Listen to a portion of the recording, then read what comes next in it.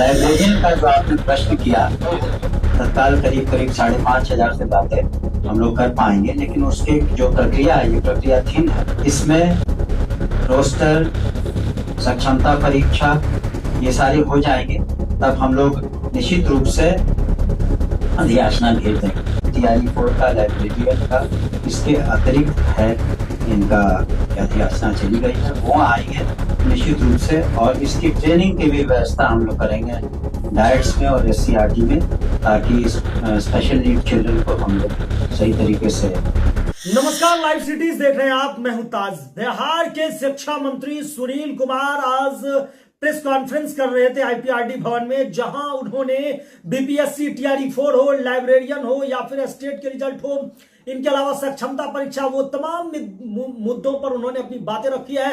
आपको सबसे बड़ी खबर हम देने जा रहे हैं। लाइब्रेरियन की बहाली के बारे में शिक्षा मंत्री सुनील कुमार ने स्पष्ट कर दिया है कि लाइब्रेरियन की जो बहाली है वो राज्य भर में कई सालों से नहीं हुआ है। लगभग छात्रों का भी कहना है कि 15 सालों से ज्यादा हो गए, अभी तक लाइब्रेरियन की बहाली नहीं हुई है।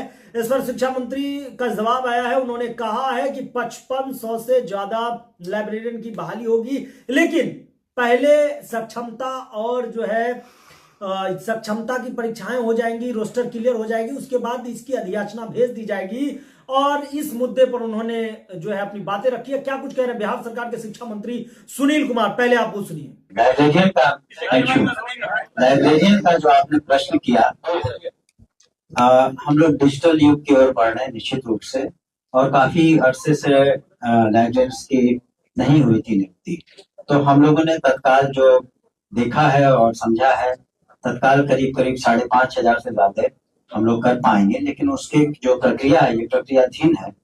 आपको बताना चाहेंगे कि इसमें रोस्टर, सक्षमता परीक्षा, ये सारे हो जाएंगे, तब हम लोग निश्चित रूप से अधियाचना भेज देंगे। इसके अलावे एक मिनट, इसके अलावे आपको ये भी बताना चाहेंगे कि बहुत से बच्चे हमारे दिव्यांग हैं, और उसका कैलकुलेशन जो हम लोग किया था, कम से कम हम लोग को 7,000 टीचर्स की, स्पेशल टीचर्स की जरूरत पड़ेगी।